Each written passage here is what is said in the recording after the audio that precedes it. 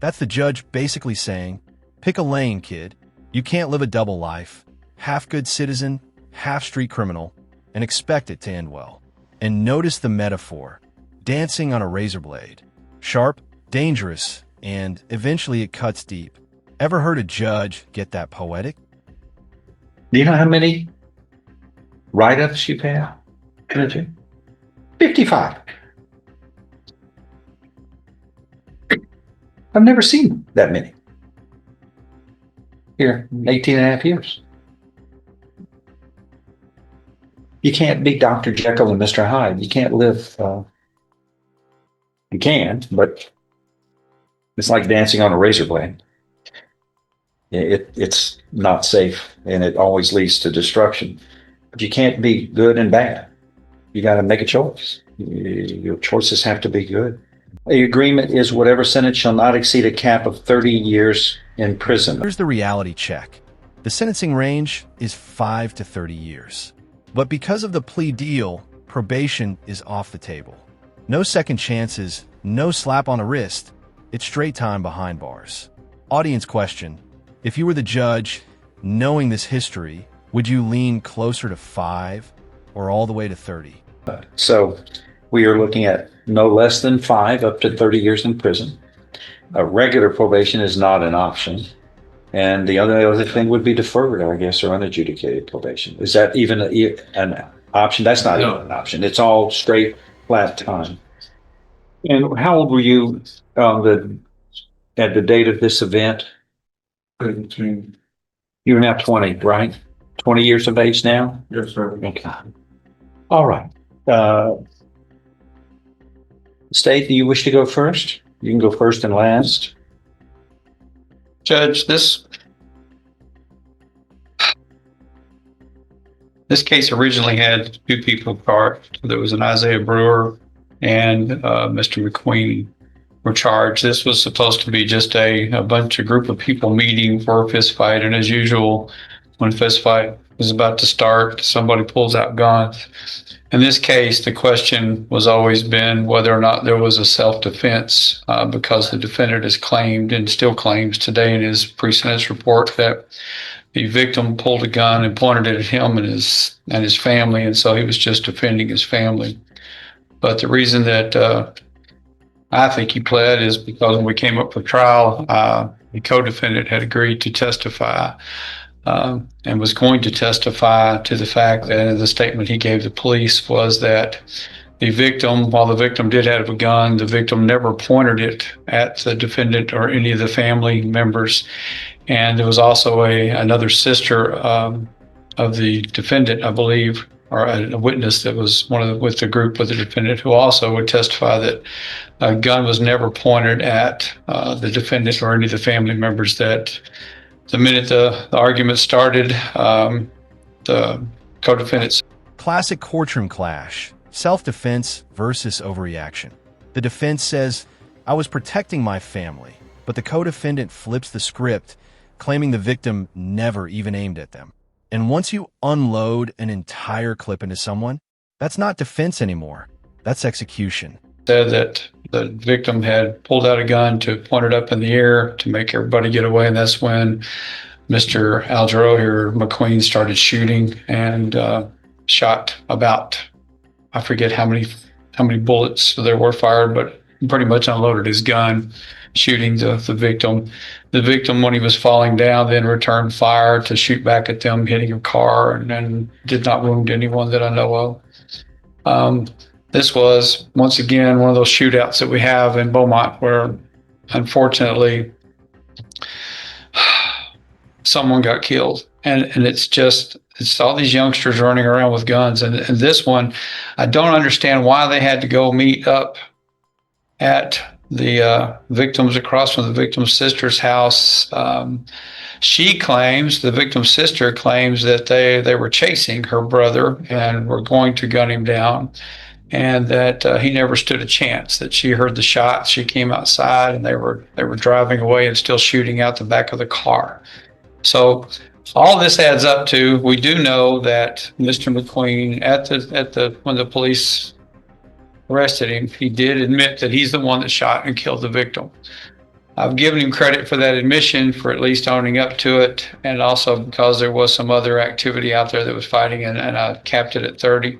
I think that looking at his history, not only his prior juvenile history, but looking at his history since he's been in jail, you've got a copy, I think, of all the jail incidents, and he hasn't really shown that even if he was wanting to straighten out his life or try to convince the court that he was very remorseful for what he did, his incidents in jail show that he just has no respect for anything or anyone. And so we would ask for the 30 years. All right, Mr. Kelly. Thank you, Your Honor. Number of things that are important in this PSI. None, and Mr. Riley, who I think is in the courtroom today, judges who composed this for us for the court. But one of the things that stands out maybe a little bit more than the others is at the beginning of Mr. McQueen's social and personal history, which of course is on page 4 of A. It's the second line. I know the court has seen this already, that Al's dad was Al Drew McQueen Sr., and that he left this earth in 2017. My math is right. Al was 12 at the time.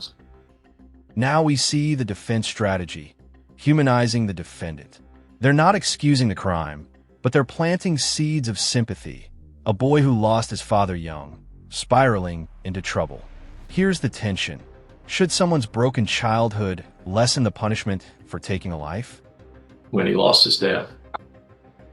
And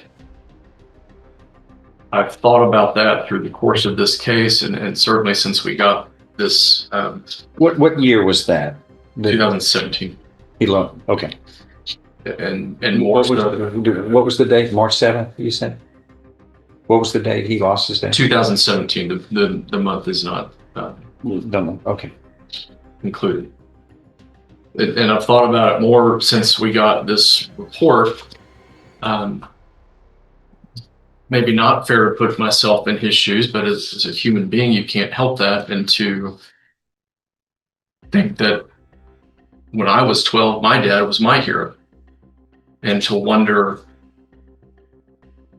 what your life looks like had you been born into different circumstances or had different circumstances. And it's not a completely apt comparison, but hopefully those of us that deal with these hard cases in here every day can at least have an awareness of that. And one of the reasons that it's important is that the court, the court has looked at the pages before that, and Mr. Laird is correct, and he notes some of the issues that Al had as a juvenile, and they line up with those same dates. That's where this thing kind of got off the rails a little bit.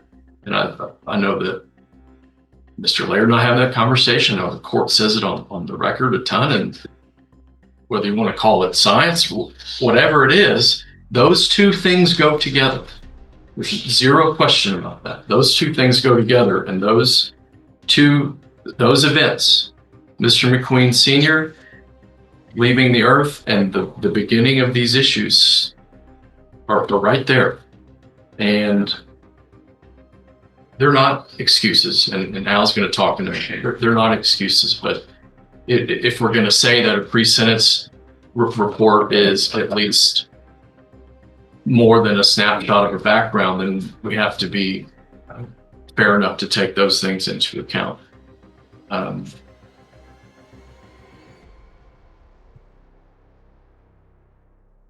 One of the other things that we mentioned, and the court looked at our letters that are included in our memo to the court, but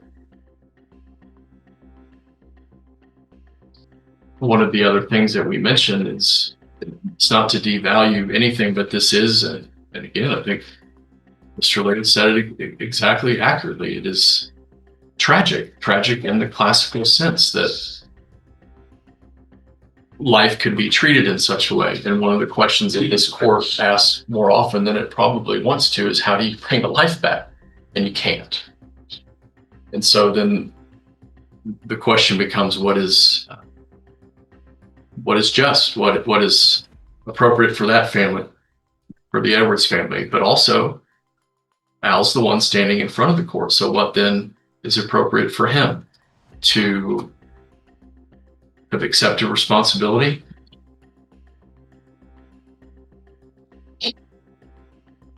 To have, I would say, supposedly saved a number of different folks. A trial which would only be a rehearing of those facts of that day. And some of those folks are here today. Some are Al's family members, and some are other folks. But what then is appropriate? I can't tell what is more disheartening as somebody that,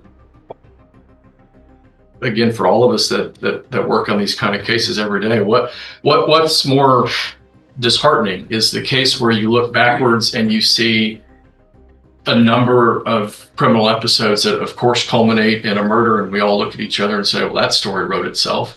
Or somebody who hasn't even started life yet and is here already. No excuses, but they paint the rest of the picture, and they have to be accounted for. I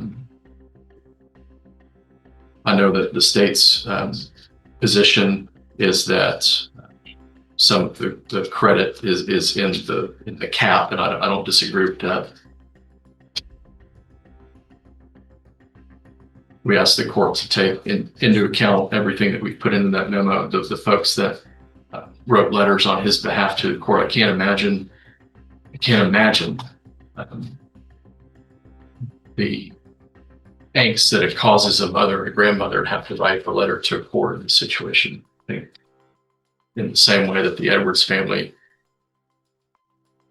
has been dealing with loss for the last 3 years, so too will these folks, in a different way and less permanent. Wouldn't compare those two things. They are facts, but both of those things can be true. So we ask the court today, in light of all that, for measure of leniency. For now, if the court will allow, that he will address the court too.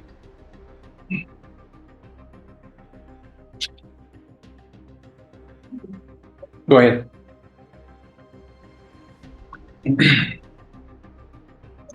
Your Honor, I am sorry, and I do apologize for the crime that I committed, but I am not pleading guilty. This is McQueen's big moment. But did you notice? He apologizes it's almost framed as anybody would have done what I did. That's not true remorse. That's justification in disguise. Judges pick up on this instantly, and it usually backfires. Because of someone wanted to testify, it's not scary. I'm pleading guilty because I know I was wrong, and that I could have handled the situation different. I'm asking for not for the 30, not only for me, but for my family too. I understand what I did was not right, but I can't change someone else's mind of how they want to handle the situation.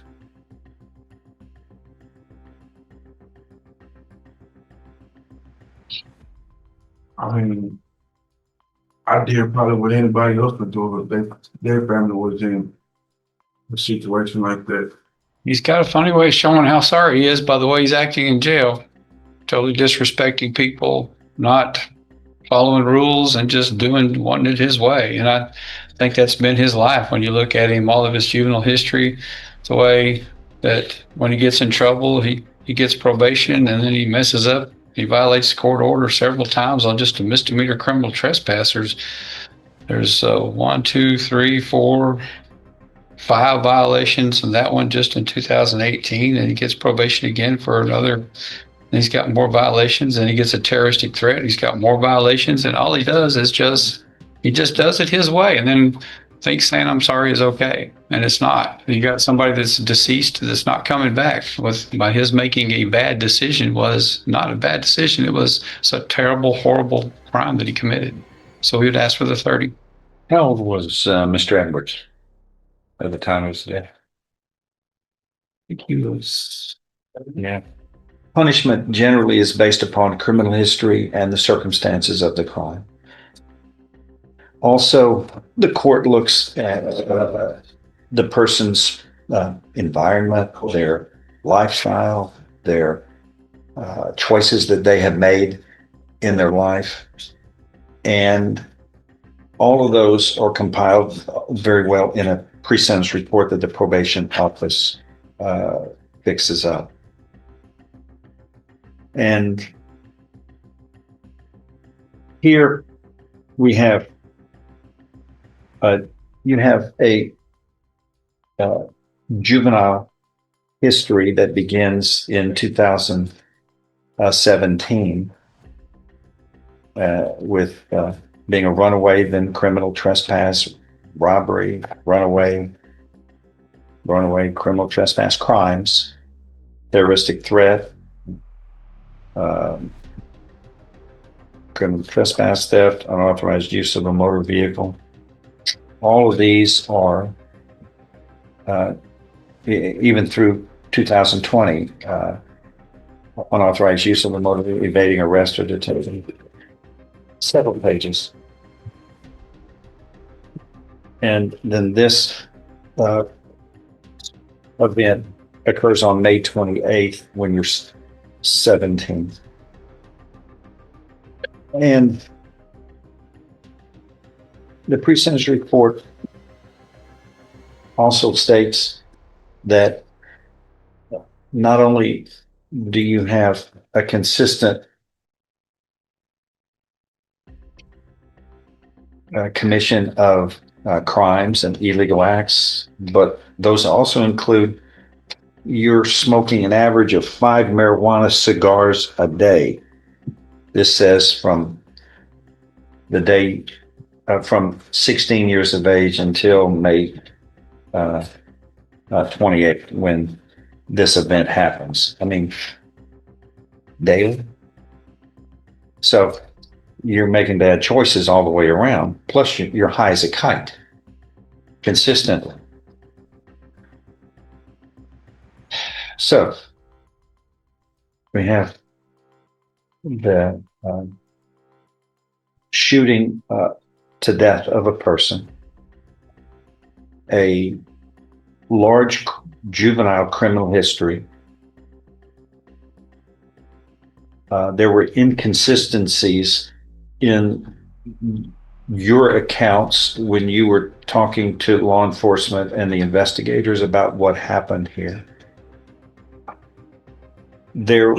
This was a shooting that occurred from a plan to meet with people to air out grievances in a way that wasn't going to be using I thought and a peaceful means. Everybody seems to have a gun, and everybody is certainly, according to this report, it suggests that you had planned to use a gun, and this doesn't show anything spontaneous. And the self-defense claim is undermined right and left by the facts that are shown in the reports. Then, after this happens, you dispose of your cell phone, clothing, things that you're doing to avoid detection and to try to prevent the trail of the event leading to you, which is consciousness of guilt. And you're placed in jail. How many write-ups have you had for jail behavior problems? I'm going to give you a hint. I'm looking at over 30 pages. I've never seen such a thing by anyone before me with that many jail pages of jail problems. But the way you handled all of this while you were waiting is as irresponsible as you handled the event. It shows such a lack of remorse. But it's as though you don't want to do the right thing. Do you know how many write-ups you've had? 55. I've never seen that many here in 18 and a half years.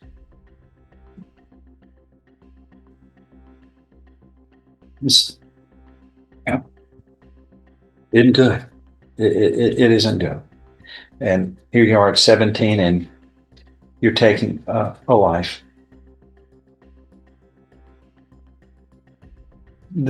I've read some letters on your behalf from, it looks like, families and acquaintances.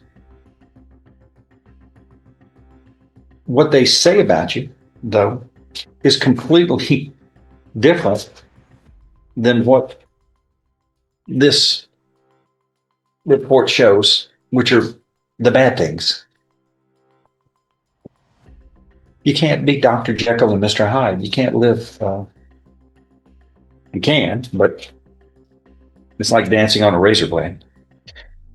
It's not safe and it always leads to destruction. But you can't be good and bad. You got to make a choice. Your choices have to be good. This was tragic. And now, with all of this, we have a life that was lost that you took, that you're going to have to carry the rest of your life.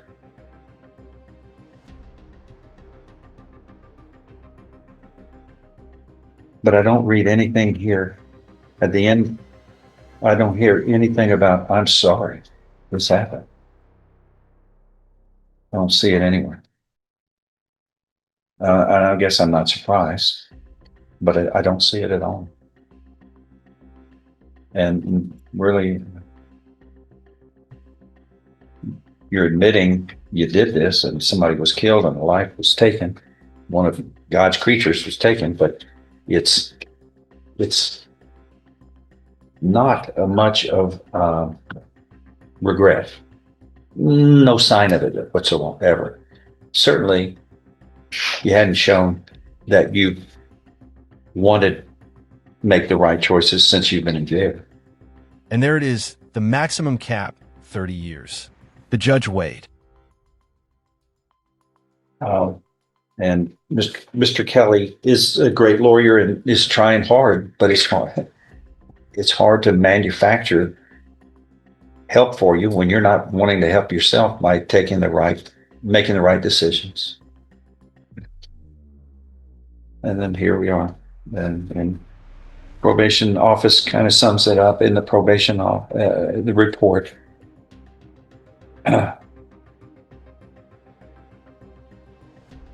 That any factors of leniency are may be outweighed by the gravity of the murder, your extensive juvenile record, your ongoing behavioral issues in jail, and the actions surrounding the crime which indicate consciousness of guilt.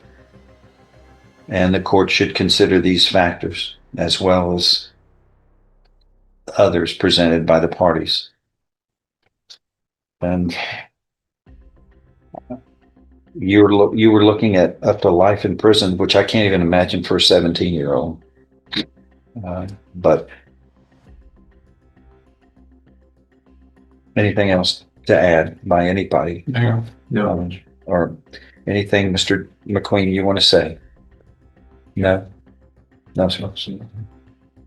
All right, I am going to follow disagree, and that he will be sentenced within this. I now find you guilty beyond a reasonable doubt in this case. I'm following this agreement. You are hereby sentenced to confinement in the institutional division of the Texas Department of Criminal Justice to serve a term of 30 years imprisonment as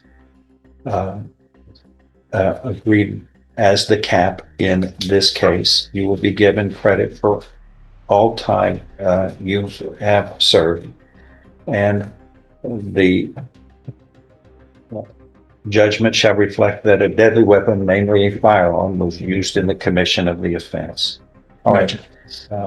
Good luck to you, and I hope you live better.